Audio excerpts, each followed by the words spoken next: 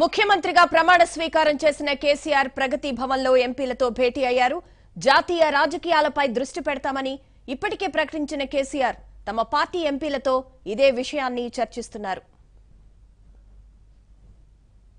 Telangana pending సమస్యల సాధనకు ప్రస్తుత పార్లమెంటు సమావేశాల్లో అనుసరించాల్సిన వ్యూహం గురించి కూడా చర్చిస్తున్నారు. ఇదే సమయంలో పార్టీ మారిన కొండా విశ్వేశ్వర్రెడ్డిపై అనర్హత వేటు వేయాలని లోక్సభ స్పీకర్ ఫిర్యాదు చేయాలని కూడా నిర్ణయించారు. అలాగే డిఎస్ వ్యవహారంపైన చర్చించబోతున్నారు. మంత్రివర్గ విస్తరణ, పంచాయతీ ఎన్నికలు జరిగేలోపు కేసీఆర్ ఓసారి ఢిల్లీకి వెళ్లి వచ్చే అవకాశం కనిపిస్తోంది. జనవరి తర్వాత పూర్తి స్థాయిలో జాతీయ రాజకీయాలపై దృష్టి సారించే అవకాశం కనిపిస్తోంది. మరింత సమాచారాన్ని మా ప్రతినిధి నరేష్ అడిగి తెలుసుకుందాం. నరేష్, చెప్పండి, అసలు ఈ భేటీ ప్రధాన ఎజెండా ఏంటి? జాతీయ రాజకీయాలపై కేసీఆర్ కార్యాచరణ ఎలా ఉండబోతోంది?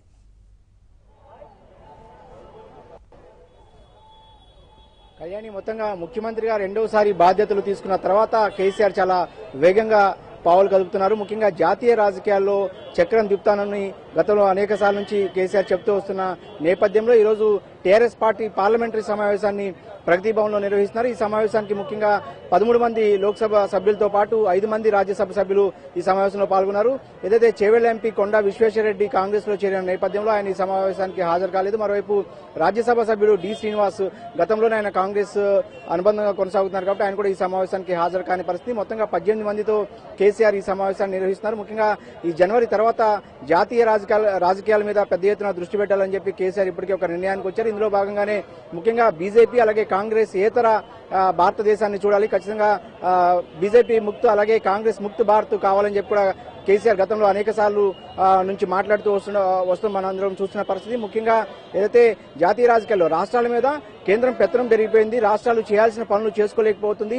అనేక విషయాల్లో ముఖ్యంగా వ్యవసాయం కావచ్చు, గ్రామీణాభివృద్ధి అలాగే పట్టణాభివృద్ధితో పాటు అనేక అంశాలపైన ప్రతిదానికి కేంద్రం పైన ఆధారపడాల్సిన పరిస్థితి వస్తుంది. కాబట్టి ఖచ్చితంగా రాష్ట్రాలే ఒక కేంద్రంలో ఒక ఫ్రంట్ ని ఏర్పాటు చేసుకోవాల్సిన పరిస్థితి ఉందని చెప్పి గతంలో కేసీఆర్ అనేక సార్లు మాట్లాడుతూ వస్తున్న పరిస్థితి. ఈ నేపథ్యంలోనే ఫెడరల్ ఫ్రంట్ పేరుతో కూడా ఆయన ఒక ఫ్రంట్ ని ఏర్పాటు చేస్తాము, ఖచ్చితంగా జాతీయ స్థాయిలో ఒక పార్టీని ఏర్పాటు చేసి దానికి త్వరలోనే ఒక నామకరణం చేస్తామని కూడా నిన్ననే కేసీఆర్ మీడియాతో మాట్లాడటం చెప్పడం జరిగింది.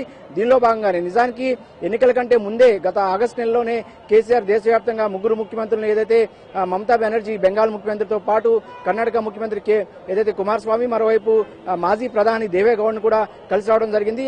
ఈ సమావేశంలో దేవేగౌడ్తో జరిగిన సమావేశంలో సినీ నటు ప్రకాష్ రాజ్ కూడా అప్పట్లో పాల్గొనడం, కేసీఆర్ కి మద్దతు ఇవ్వడం అంతా గుర్తు చేసుకున్న పరిస్థితి. మరోవైపు తమిళనాడు విషయానికి వస్తే కరుణానిధి మరణించక ముందు ఆయన్ని కలిసి కేసీఆర్ ఆయన మద్దతు కూడా కోరడం జరిగింది. మరోవైపు నిజానికి నవీన్ పట్నాయక్, ఒడిశా సీఎంగా ఉన్న నవీన్ పట్నాయక్ అటు బీజేపీకి కానీ ఇటు కాంగ్రెస్ పార్టీ కానీ ఇద్దరికి కూడా చాలా దూరంగా ఉంటూ వస్తున్న పరిస్థితి. ఈయనను కూడా ఫెడరల్ ఫ్రంట్ లో భాగస్వామ్యం చేయాలని కేసీఆర్ ఎప్పటి నుంచో భావిస్తూ వస్తున్నారు. ఇందులో భాగంగానే కేసీఆర్ ఖచ్చితంగా ఇవన్నీ సర్దుకున్న తర్వాత నిజానికి శీతాకాల పార్లమెంట్ సమావేశాలు ఇప్పటికే ఢిల్లీలో ఈ నెల 11 నుంచి ప్రారంభమయ్యాయి. ఈ నేపథ్యంలో ఒకసారి ఢిల్లీ వెళ్లి అందరినీ కూడా కలిసి రావాలని చెప్పి కేసీఆర్ ఇప్పటికే తన వ్యూహాన్ని రచిస్తున్న పరిస్థితి. ఇప్పటికే ఈ విషయం పైన వాళ్ళ ఎంపీలకంతా కూడా దిశానిర్దేశం చేస్తున్నారు.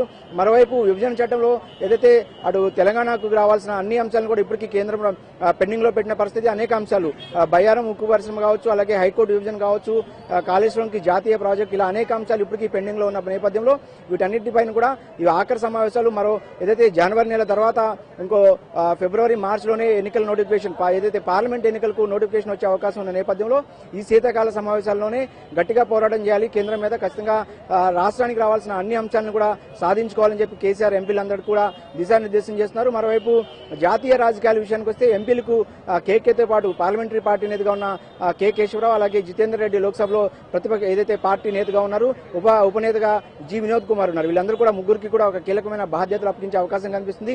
జాతీయ స్థాయిలో అందరినీ కలిసి ఫెడరల్ ఫ్రంట్ కు అందరినీ మద్దతు కొడగొట్టే ప్రయత్నాన్ని వీళ్ళకి అప్పగించే ప్రయత్నం అయితే కేసీఆర్ చేసే ఆలోచనగా మనకున్న సమాచారం. మరోవైపు ఇప్పటికే జాతీయ నేతలను కలవాలని కూడా కేసీఆర్ ఇప్పటికి ఒక నిర్ణయానికి వచ్చారు. దీనిలో భాగంగానే ఈ నెల అంటే అన్ని కూడా రాష్ట్రంలో మంత్రివర్గ కూర్పు కావచ్చు, అసెంబ్లీ సమావేశంలో ఎమ్మెల్యేల ప్రమాణ స్వీకారం కావచ్చు, ఇవన్నీ ముగిసిన తర్వాత ఒకసారి శీతాకాల సమావేశాల్లోనే కేసీఆర్ ఖచ్చితంగా ఢిల్లీ వెళ్లే అవకాశం అయితే కనిపిస్తుంది.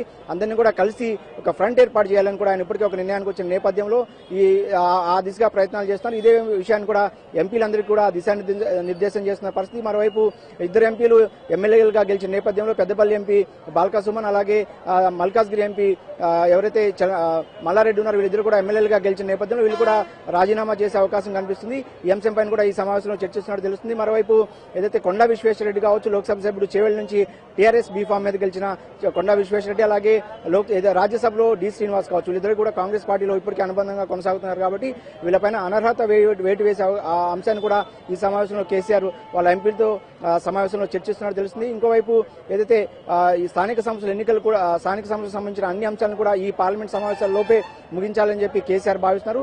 ఒకవేళ స్థానిక సంస్థలో కనుక పట్టు సాధించినట్టయితే పార్లమెంట్ ఎన్నికలకు చాలా ఈజీ అవుతుంది. కాబట్టి గెలుపు చాలా ఈజీ అవుతుంది. ఒక హైదరాబాద్ స్థానాన్ని మినహాయిస్తే మిగతా 16 ఎంపీ స్థానాలు కూడా తెలంగాణ ప్రాంతంలో తాము దక్కించుకున్నట్టయితే జాతీయ రాజకీయాల్లో చాలా కీలకంగా మారబోతున్నాము. అటు బీజేపీ కావచ్చు, ఇటు కాంగ్రెస్ పార్టీ కావచ్చు, స్పష్టమైన మెజార్టీ వచ్చే అవకాశం 2019లో కనిపించలేదని చెప్పి కేసీఆర్ ఒక అంచనాకు రావడం జరిగింది. దీనిలో భాగంగానే వాళ్ళ పార్టీ నేతలతో సమాలోచనలు జరుపుతున్నారు. ఈ సమావేశం తర్వాత ఆయన ఒక స్పష్టత అయితే వచ్చే అవకాశం ఉందైతే కనిపిస్తుంది. కళ్యాణి. థాంక్యూ నరేష్.